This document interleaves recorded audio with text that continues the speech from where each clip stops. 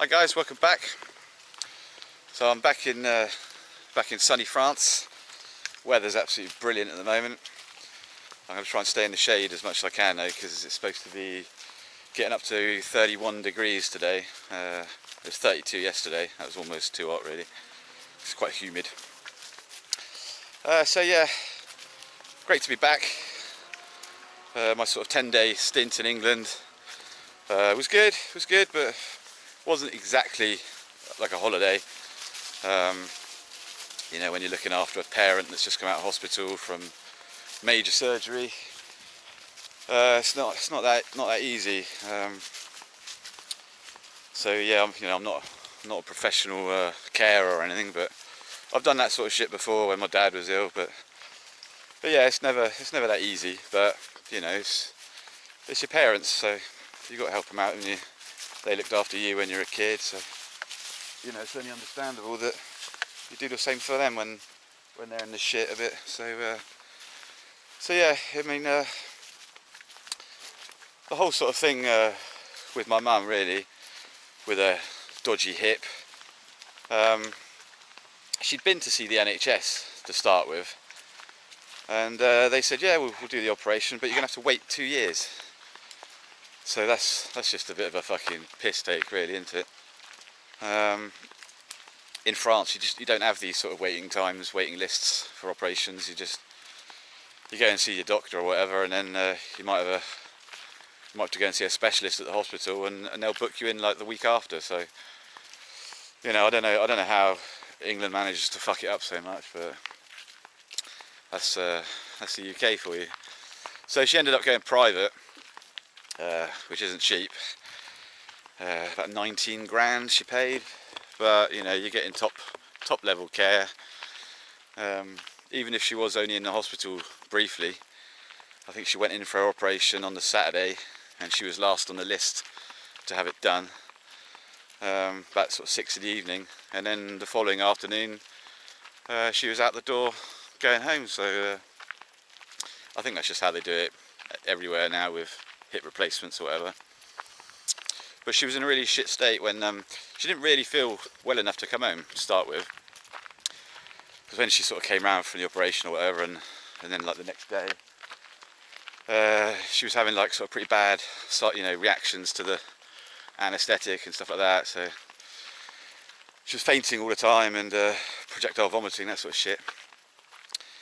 So my sister came down to stay with her for a few days, because you know, she wasn't fit to be by herself in a flat on her own. So it was a good job my sister went down. And then after about a day of being at home, my mum went into, it's pretty grimy, but my mum went into urine retention, so she couldn't pee properly, and it's probably because of all the bloody drugs and the liquid morphine and codeine that she was on. So her bladder wasn't really working too well, so she had to have a catheter put in. And then I turned up on the Wednesday. I got there on Wednesday night to take over from my sister. So yeah, you know, having to deal with that, it's pretty hectic, but you know, it's what you do. So yeah, the time that I was there, the first week was pretty tricky, because she was still taking this liquid morphine, and that just fucks you up big time. Completely ruins your appetite, and yeah, it's not good. So I managed to sort of wean her off that over the course of like 5 days, and then everything just started to get better from there on in. I think on the Friday, so Wednesday night, Thursday night, Friday, so yeah, I'd been there a couple of days, and district nurse came round to hopefully take the catheter out, so that was all good. Everything worked after that, so yeah, my mum got a bit of a dignity back, which is nice. And so yeah, she's in a lot better state than she was. She went to the physio.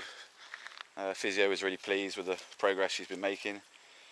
Yeah, she can walk around on her crutches now without having to go around in a wheelchair, because she absolutely hated being pushed around in a wheelchair. It's just, well, I would too. I think most people would. So yeah, at least she can get out a bit, and she's surrounded by her friends where she lives, in the building where her flat is. It's all people of a similar age, and you know, they're all her mates and stuff. So yeah, I was I was quite reassured to come back, and you know, knowing that she can sort of, you know, get by a bit more independently, which is all good. So yeah, that's all good. Obviously, when I was over there, I was pretty bloody busy all the time, so I didn't really have much time to check out anybody else's YouTube videos when I was there. So I'll be doing that, and I'll be checking all the videos out that other mates have put on there. So I'll be leaving comments when I get around to that. Thanks to the new subscribers. I don't know why, but when I was in England, I don't know, I got like maybe 50 odd subscribers somehow. Might be a glitch or something, but thanks to all the new people that have subscribed. It means a lot. I appreciate that. There's been some pretty good comments, especially about the football video that I put on. There's always going to be funny comments when it comes to football matches. So yeah, that was good. That was a good day out. Well, good sort of afternoon out. Nice to have a little break and do that sort of thing. Go down to Home Park and see some mates down there as well, which is good. So yeah, back in France. It's great to be back because it's just so quiet where I live. I did start to sort of miss that after a week of being in England and just being surrounded by people 24/7. Whenever you go out the door, it's just people everywhere, which is completely the opposite to what I've got here. Just out in the beautiful Brittany countryside.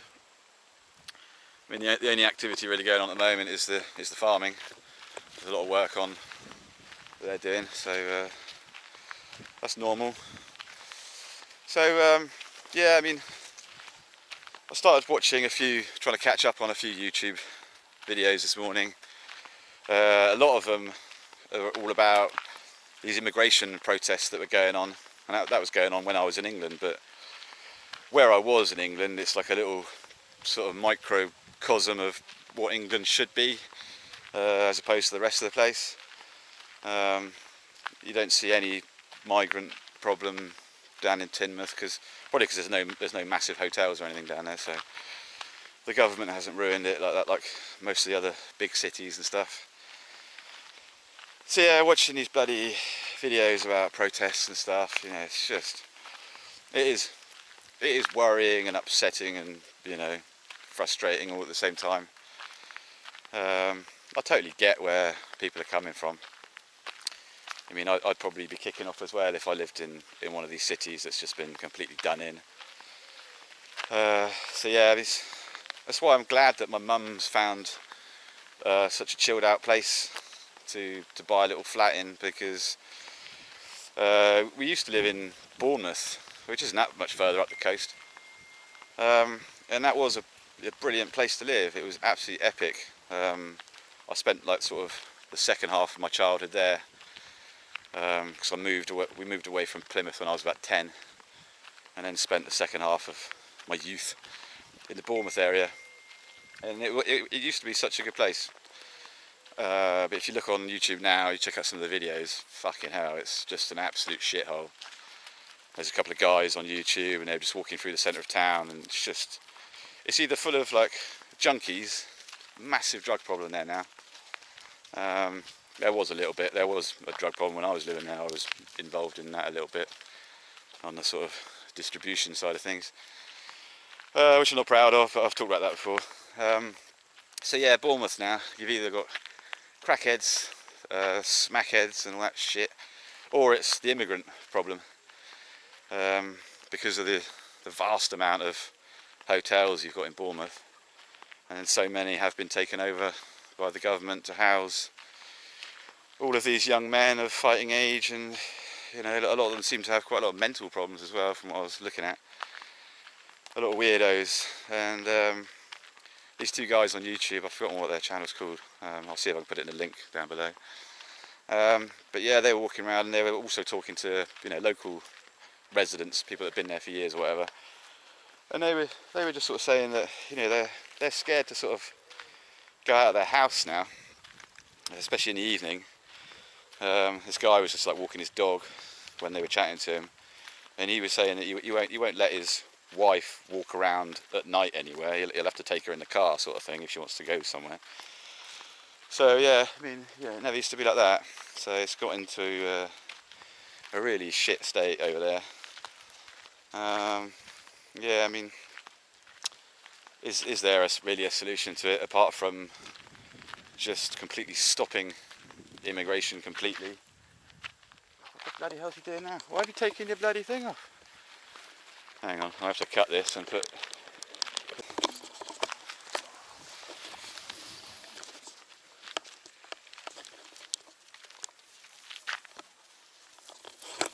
Alright, so I've got Houdini's bloody collar back on.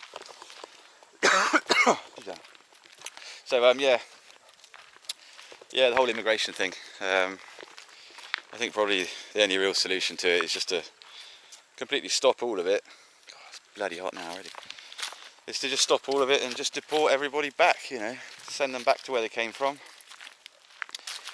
I mean, a lot of these people don't have any ID, so that's convenient for them, but I think you just need to get tough with them and just say, well, you know, if you don't tell us where you're from or whatever, we'll send you somewhere worse than where you've come from, you know. Just send them all to Rwanda or something like that.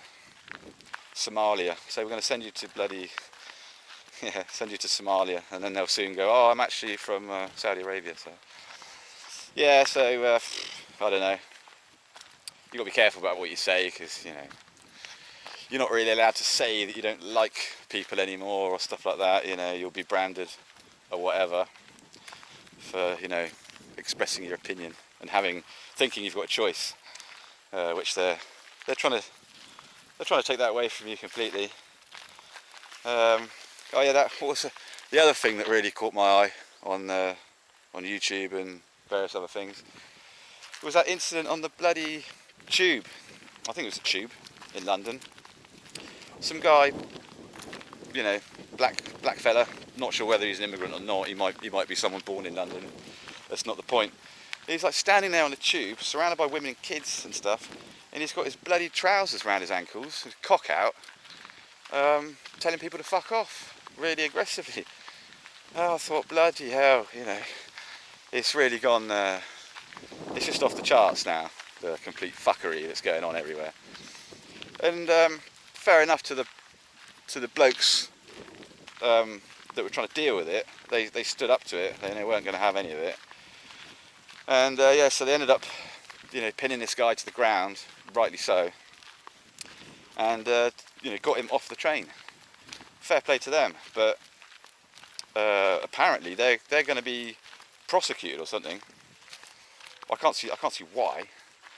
They're protecting the lives of all the other people on the train, including women and kids that shouldn't be seeing that kind of shit.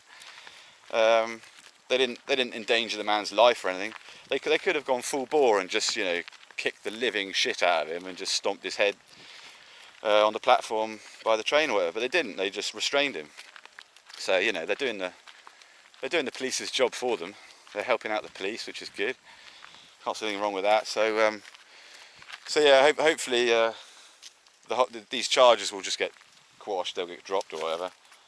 But if not, then they should just go to trial. Let a jury decide. And I can't see how a jury in the land would prosecute these guys for you know, sticking up for, you know, maintaining the peace on a bloody train for the rest of the passengers. So yeah, Christ knows how that's going to end. I think there was a similar thing in the States as well. Similar incident, guy on the tube. I think it must have been in New York or something like that, on the underground train over there, and someone was being very sort of dangerous or whatever on the train and shouting a lot of dangerous sort of stuff. And some guy did the same thing. Some guy said, "Well, I'm not having this." So guy took him down, pinned him to the ground, and yeah, I'm not sure whether he's going to get any shit for that. Probably not, because I think the US they'll more than likely stand up for their own people in that kind of situation, rather than take the side of the, you know, immigrant or whoever it is, or, you know, could be terrorist or something. So yeah, Yeah, I mean, politically now it's it's turning into a complete shit show. I mean, it has been for years, but it's just gone so far now. I think in the UK they're calling for, well, a hell of a lot of people want there to be a general election or whatever. Because it's not just Starmer that needs to go. I think Labour have had long enough. They haven't been in power that long, but I think they've had long enough to completely fuck up the country. So it's time someone else took the tiller, so to speak. But you know, what have you got after that? You know, it's either go back to a Tory government, Conservative government, or you know, Farage. But Farage is it just seems to be like paid opposition, really. So yeah, I can't really see where the answer lies in that. Let me know if you can think of a better solution. It'd be good to hear your thoughts. So yeah, it's getting on for lunchtime now, the hottest part of the day. Having to walk quite slowly, otherwise I'll just be sweating like a pig.